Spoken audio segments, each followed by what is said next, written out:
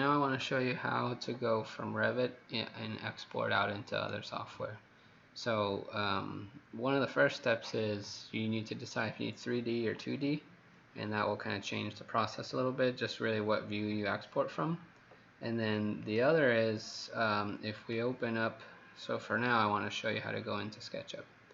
So if we have SketchUp open, or whatever software, whether it's 3ds Max, Rhino, if you want to go into AutoCAD, you want to see from the back side what can this software import. So if it can import a native file, then you can just keep it the way it is. But 9 times out of 10 it won't be able to just import a normal Revit file. You'll need to export out of Revit as something else.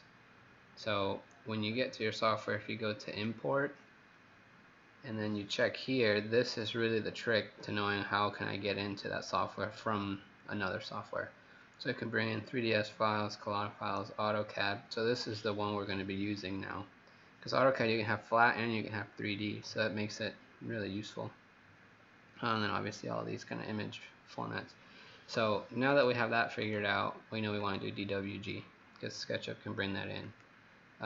DWG is one of the most common. So if we go up to File, and then you hit Export, and then we have all these are ways which Revit can export. So you want to find one that matches both. So for now we're going to go CAD and then DWG, because that's what SketchUp could import. And so for when we go into SketchUp, there's a few little settings I like changing here. The first one is I like to save it back to like an older version of AutoCAD. That way it makes it so that there's no kind of weird little thing holding up the conversion. Under units and coordinates, it's really important to use project internal for the coordinate system. So that's like your origin point. If you don't have this and you have multiple models in there like linked, then it can mess it up. And then for here I like using the ACIS solids. So now we go okay, next, and then from here you go to wherever you want to export. So we can call this whatever you want to call it, and then it'll export. Oh, and I'm doing this from a 3D view, so that was the key if you want to do 3D. Then here you can open up your SketchUp file, import, and then we need to find that. I think I saved it in here. Make sure you're showing, you can make all support image types, or if you know the type we were looking for, we can bring that in.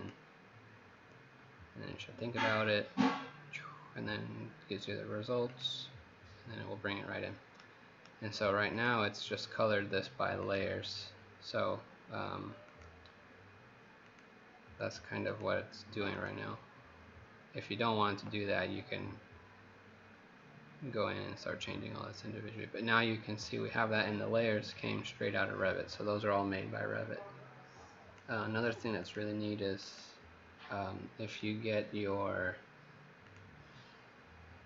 outliner, this will show all of the elements. So it's always going to group it. But if you click one of these, you can see it's called System Panel Glazed. So if we search that here in the outliner, glazed, it will isolate all these and only put them together like that. So if you do that, now it's gone through and looked for those same elements throughout the whole model, and it selected them. And so now if we go with like our bucket, and we choose, let's say we want just like a standard color, let's say we want to make all the glass this color, you can easily paint it on there. Or if you have some other tool that you can use to replace it, you can do that as well. So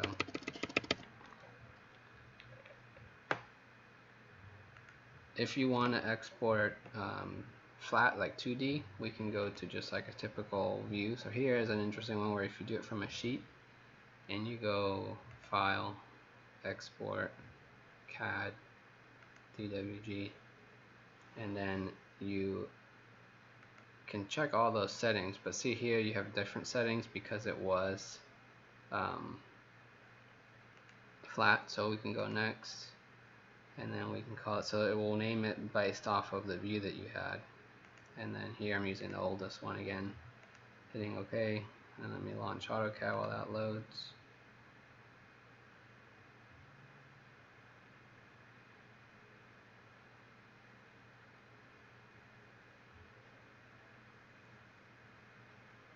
So I'm exporting a DWG, which is the native AutoCAD file, so I should have no issue importing that.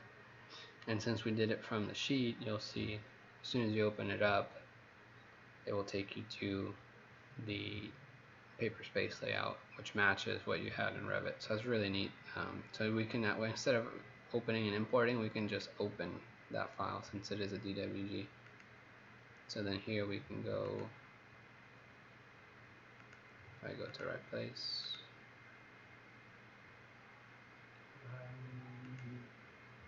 keep going to the same spot. Documents.